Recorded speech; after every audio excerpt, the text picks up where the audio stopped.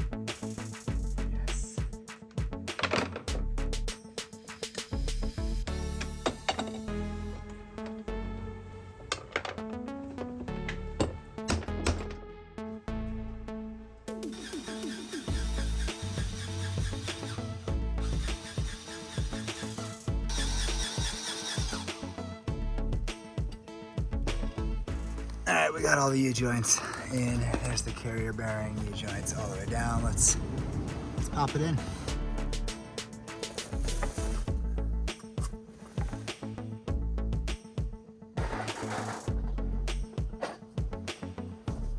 All right, drive shaft's back in. That should be good. I'll test it later. While we're here, I want to replace this side mirror. It is not what's up.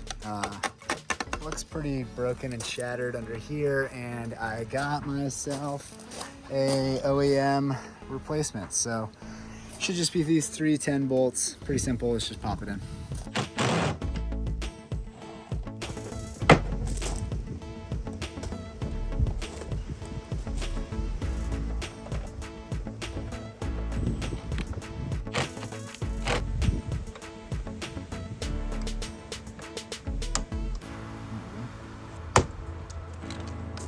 Sweet, that's all done. Let's on to the next one.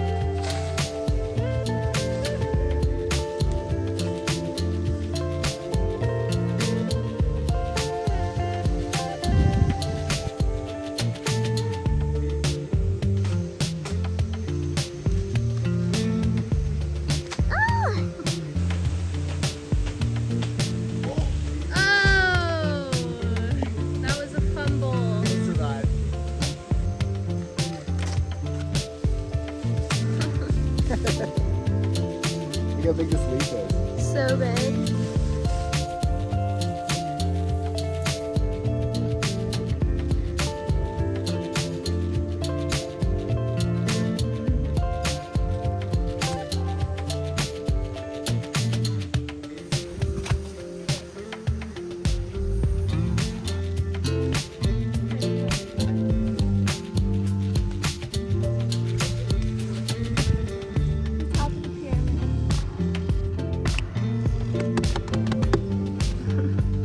Stocked.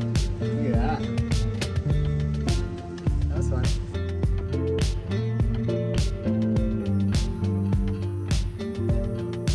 Today, we're diving into a couple of side projects, but stoking because the bearings are here. It took 2 packages for this to get here. The first one, all these bearings yeeted themselves out of this packaging, but they were pretty cool over at this Car Parts Whiz on eBay, and they just refunded it, sent me a new one.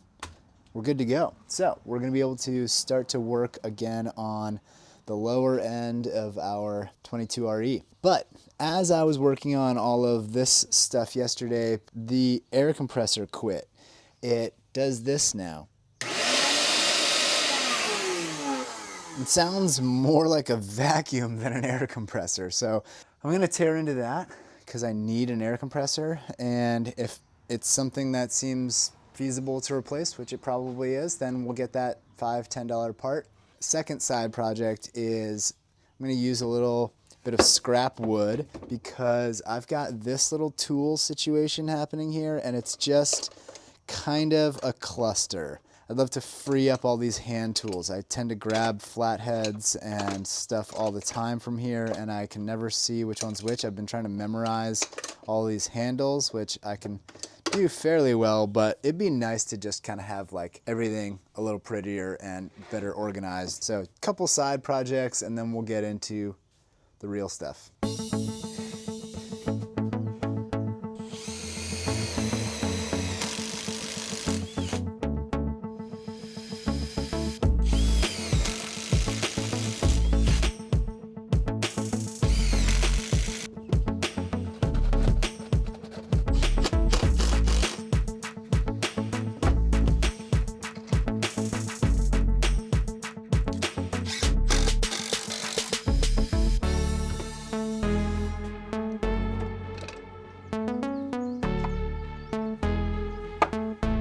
That was quick and easy, pretty satisfying.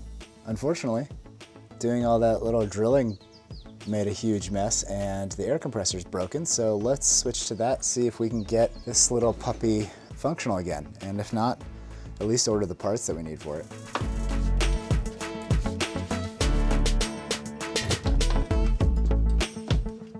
Like, see, here's the problem. So I have the right Torx bit, but the holder won't get into these little nooks and crannies. It's so, what a terrible design.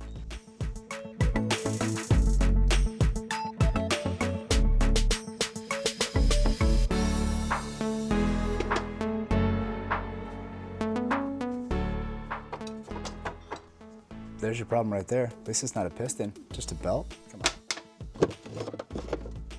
That's cool. All right, let me get this belt on order. Synchro force. Okay, now that we've got the bearings for this motor, I think the only way that I'm gonna succeed is to get the block up onto that bench over there and kind of clean and reassemble one piece at a time. So let's see if we can get this, oh boy, over there. Come on. Oh, yep. Who needs a gym membership? Oh boy. Yeah, boy. All right. So let's just go front to back. Why not? I think first thing that's got to go in are all the main bearings and the crank, and then we'll build the pistons up after that.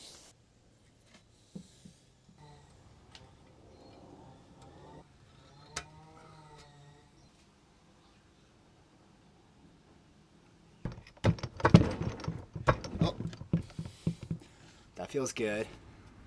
That sat down a little. Fine tune these two little spots.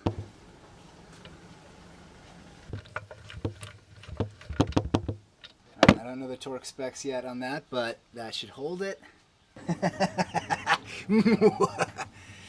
All right, let's get the rest of these on there. For somebody who doesn't do this professionally, this part is so nerve-wracking and exciting and fun all at once. Because, like, I hope I'm doing it right. I think I'm doing it right. I can look up on the internet if I'm doing it right, but it's still scary. It's just how it goes, I think. Next time, I think I'll have all the parts here so that the same day that I took it apart, I can put it back together, because the gap in time is a real mental hurdle. You know, one of my friends asked me today, he was like complaining about how he's got projects and how it's kind of tough for him to get started because he gets overwhelmed. You know, it's the straw that breaks the camel's back. There's too many things. There's too many small hiccups in the way. It's too much when all the small things add up. And he asked me how I do it, because he's following along and seeing that I'm rebuilding a motor and getting after projects and stuff. And I told him, you know, in the same way that I did in this video, I do other stuff that's easy to get going, to like build some momentum.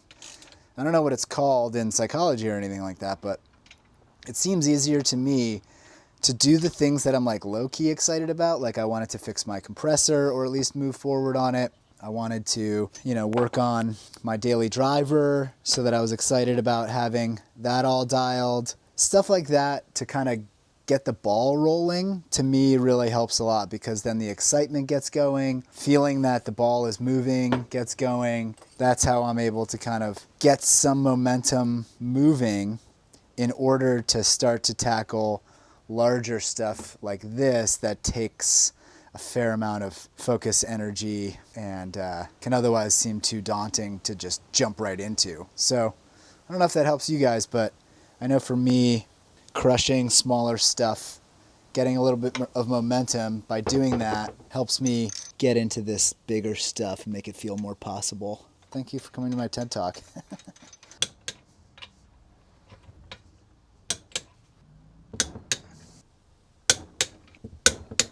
The crank is in. Huge. Now, pistons. Yes.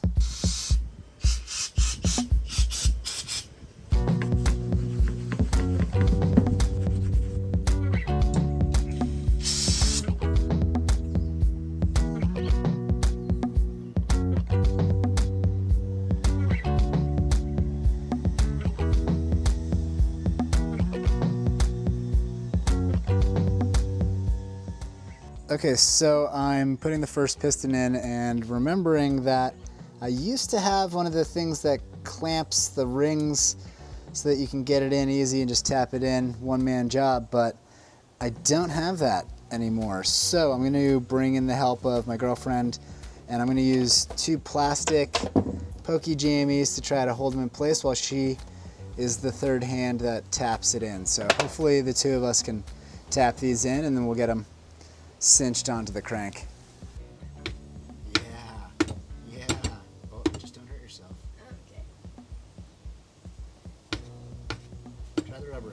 Oh, look at it going. Okay. Oh, nice. Yeah, we got one.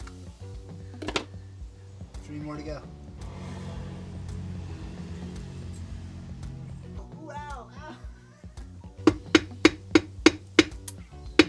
It's harder than it looks. Why does it go smoother sometimes than others? I don't know. I think because of the way you're pushing it in? It's like hard to get it to actually cinch into the place it's supposed to be. Go. Maybe we roll it up. Yeah, smacking down would be way easier. Yeah, it'd be easier for everything, I think. No, I don't have any other work to be doing. Oh, hey. Yeah. That's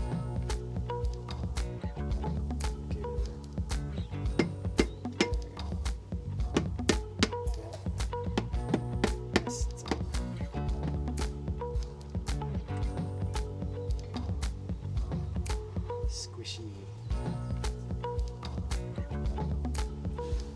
All right, one more.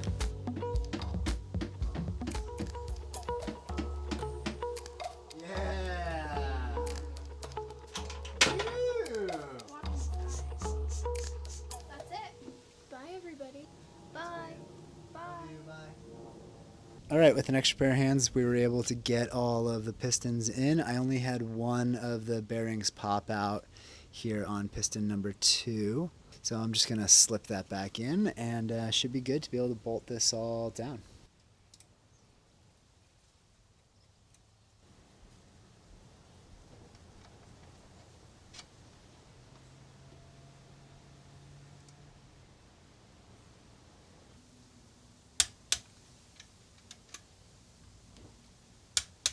So I think my next plan of attack, I'd really love to get the oil pan on, but I can't get the oil pan on until I do this like little rear main seal section. And then I also need to put the front timing cover section on as well, because there's 2 bolts I think that come up in this zone. Okay. This is our rear main seal kit with a little gasket to get that situated. And then this is our front cover, that behind all of which needs new chain, sprocket, guides, and these are like the upgraded guides that have metal in them, so that's good. And then there's our front main seal. So front and rear will all be done up. We'll have new chain, tensioner, and everything, and then we'll get this all on. And then it's going to really look shiny. Then we can get the oil pan on. So one at a time. Let's start with the rear main and get this all situated first, and yeah, start buttoning this thing up. Last week I got this all clean, so now we get to put it back in action.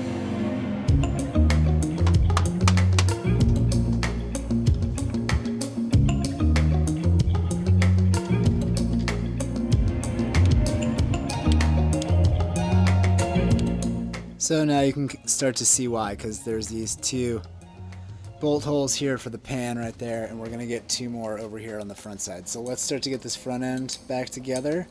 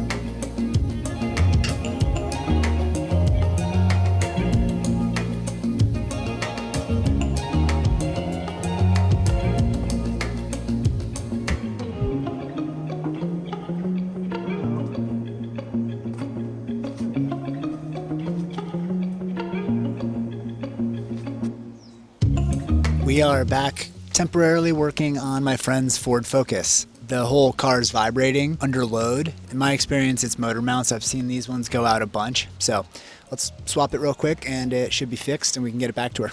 So I've got a jack underneath the oil pan supporting it from below. And then where we are headed is right down in here. 2 bolts up top, 3 supporting this little bracket. Should be pretty straightforward. Let's get it out.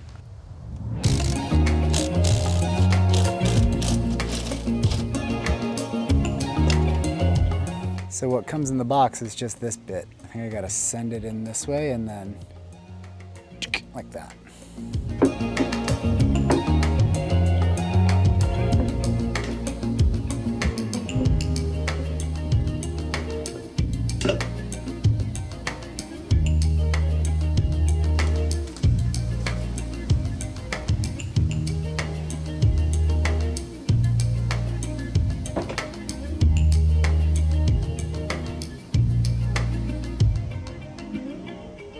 Okay, pretty straightforward. Just have to get this coolant bottle in after that. But yeah, that should add a lot more quiet to this situation. Let's fire it up and see if it's still rumbling. Check this out. Oh, yep. Got all this back together with that new part. Let's see what we got here.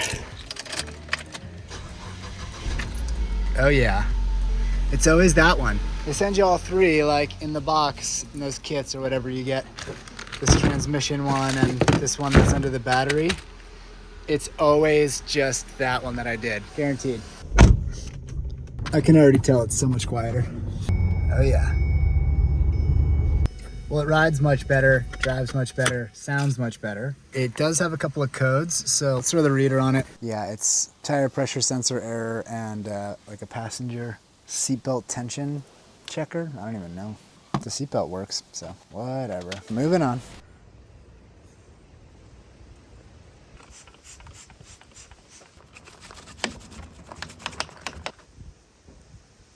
So one thing I've yet to do that I need to do is blow out each of the head bolt spots to make sure there's no fluid in there so I don't get hydrolocked when I try to run the head bolts down.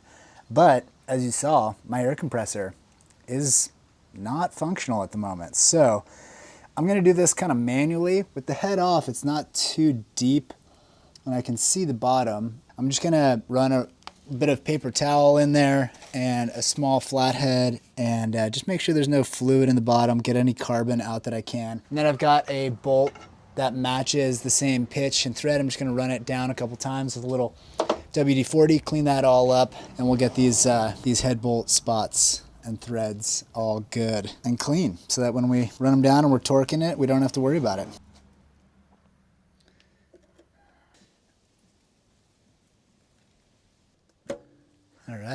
All right, I got some freshy head bolts soaking in oil. I'm just gonna look up the sequence for torquing these down and we'll get them installed.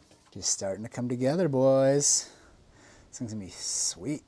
All right, it's the next day. I'm just cleaning up a couple of parts to attach onto the head from the old one. So I've been like kind of cleaning up just random knickknacks and spraying them, like this back of the head EGR water thing, the motor mounts, just getting the small stuff going here so that then I can, honestly, so that I could lift it up because I wanted these mounts on because once we get the head attached and torqued down, I'm going to want to lift it up.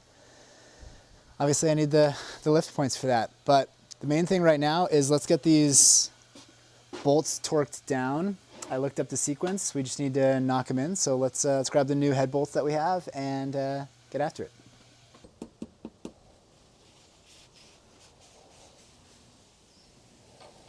Okay, so now we're ready to torque everything down. If you didn't already know, this is a torque wrench and it's essentially going to tell me when I'm at specific amounts of tightness or force that's on the bolt. You set it here in the handle and you can kind of lock it into the different numbers. Which are all online. You just Google what's the torque spec for such and such a bolt. But for cylinder heads specifically, you need to go in a pattern because if I were to tighten like one end down and then the other, it's gonna go in wonky and the whole thing won't seal properly. So what you do is you go in 3 different stages of tightness and you go in a pattern that kind of spirals out so that it all kind of goes down evenly. So that all that information's online. I've pulled it up here on my iPad. So I'm just gonna go through with the image that tells me what order and the numbers which tell me how tight for each pass. 20, 40, 58. All right. So I'm just gonna quick set this to 20. And then the order is this one first.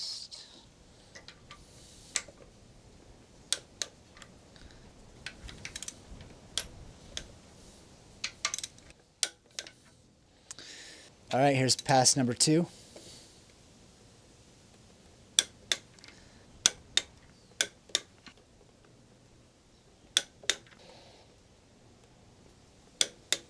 All right, so now we've done 2 passes. This is the final pass. That'll be our final torqued down setting for the cylinder head. What I've learned from other YouTube mechanics is that you kind of want to do this in one fell swoop. Like I don't want to like make a move, ratchet back, and then make a move again. So I'm trying to get it all to go to the click in one movement. Like that.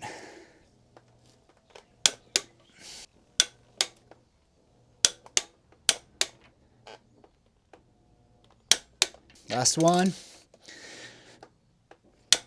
Oh yeah, that's so satisfying. This is why I put this thing on the ground and on the styrofoam again, is because all the torque that it took to do that I couldn't have done on the table. So now that that's in, we just have one more, this like little miniature hidden bolt in the front, and that'll be the head, and then I can start to do timing. All right, now let's get our cam sprocket on and try and time everything up here with this chain.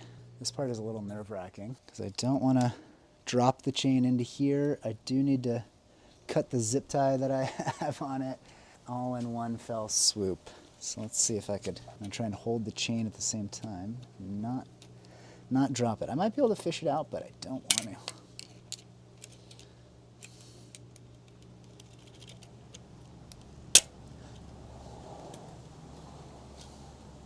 Yeah, baby.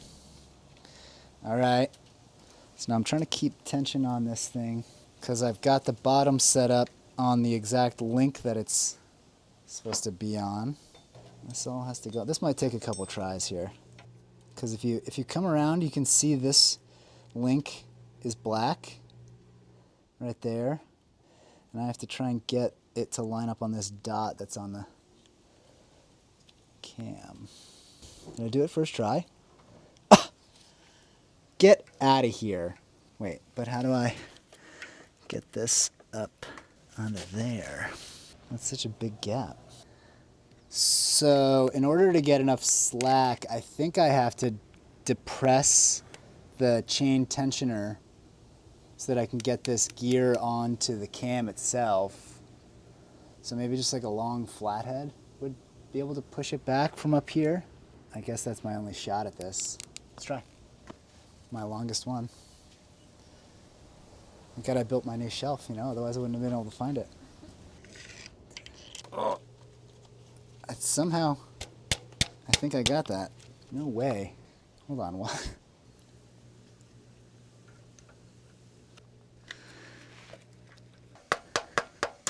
I think that's going on.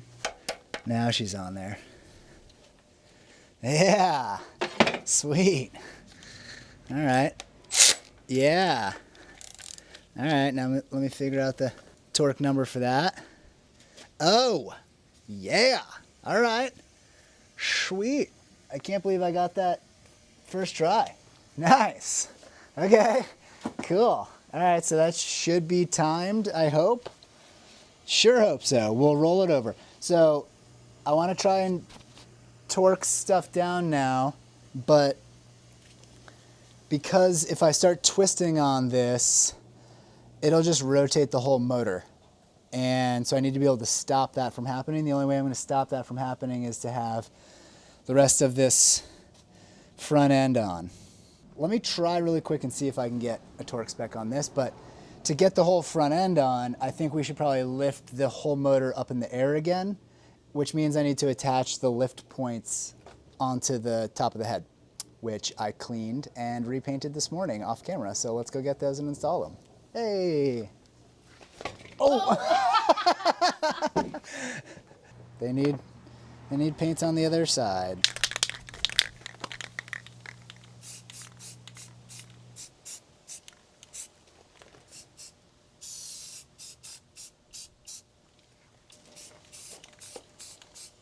All right, sweet. Let's let those dry. See what else I could tack on. That was funny, huh? While we've got the head kind of sealed off for the most part, I want to plug up any other holes we've got. So we've got plugs. Let's pop these freshies in. Make sure we can't get anything down into the motor while we're working on it.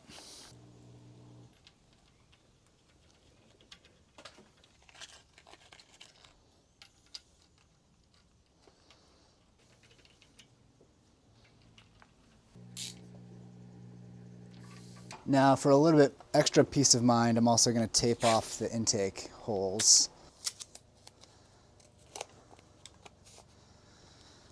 Cool. So I actually bought this cylinder head just off of Amazon.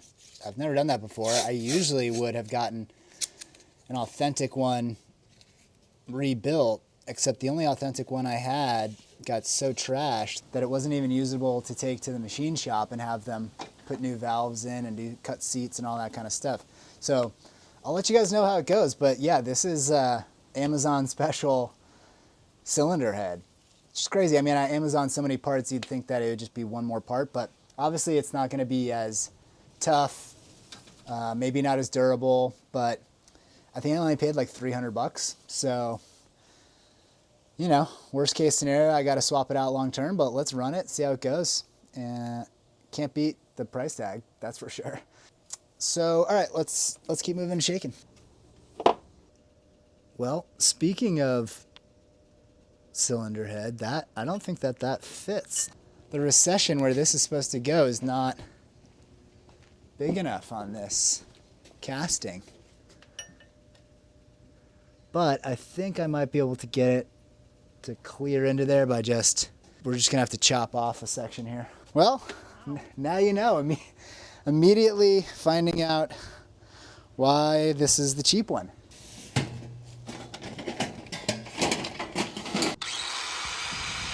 That was intense for you, huh? Now she fits. That was crazy, man.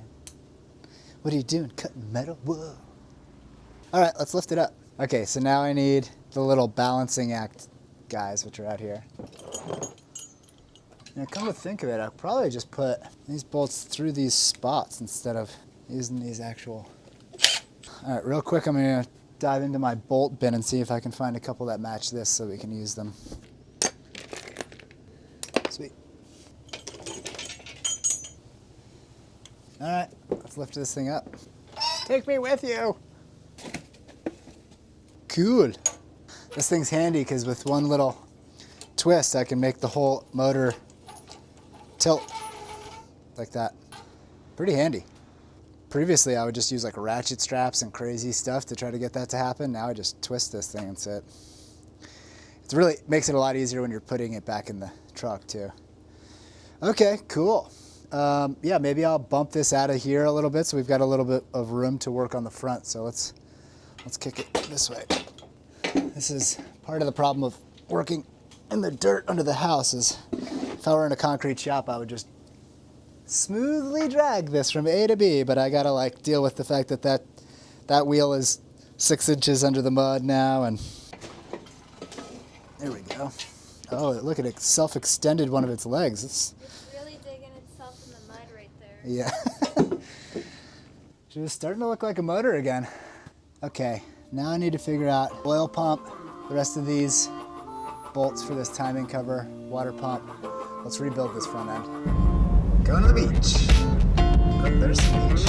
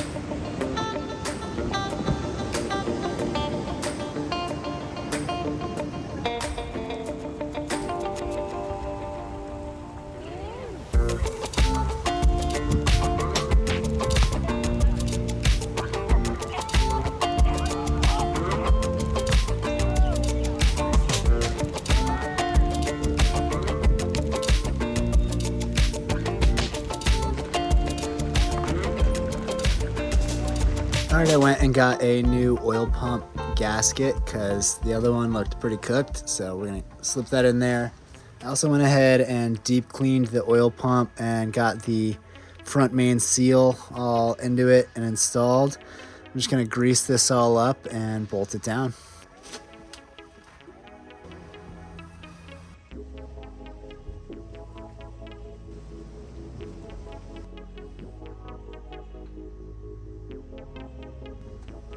So I'm basically just greasing all this up because I'm kind of worried about the initial startup and having all this metal on metal. So this will eventually fill with oil.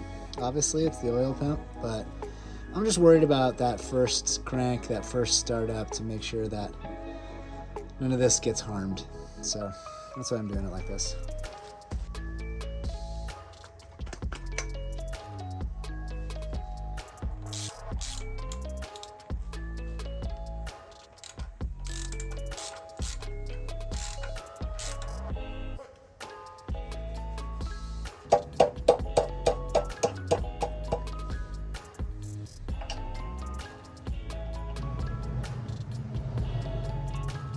Oh yeah, front end coming together.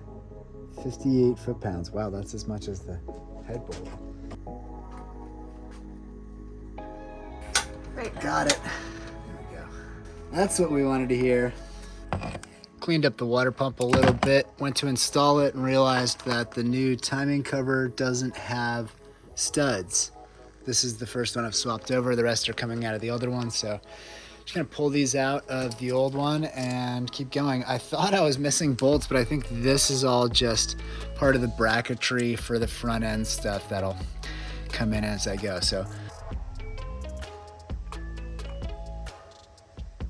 all right, boys, well, it's Friday night, so it's the end of the work week. Thank you so much for hanging out to the end of the video. I hope you enjoyed watching me figure out and tinker my way through this project. We will continue on the motor build next week and more Hawaii good stuff like that. So if you enjoy it, subscribe, and we will continue on this project until we get this thing off-road rambling for sure.